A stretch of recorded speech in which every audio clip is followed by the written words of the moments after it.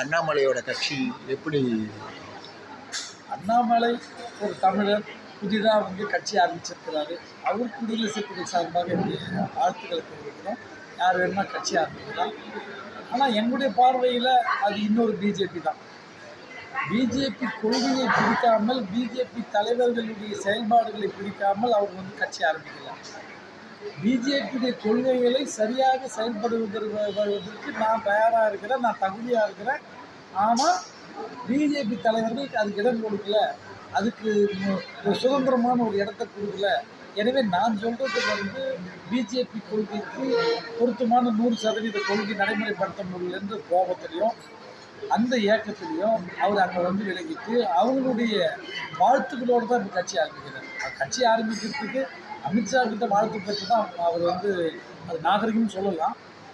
கட்சியிலேருந்து வெளியே வரும்போது நாகரிகமாக அவங்க சொல்லிட்டு வெளியே அவர் கட்சி ஆரம்பிக்கிறான்னு சொல்லலாம்.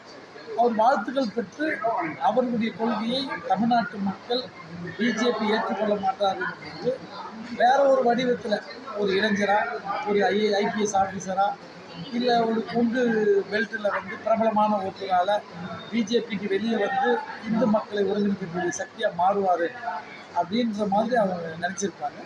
அதனால் அது இன்னொரு பிஜேபி.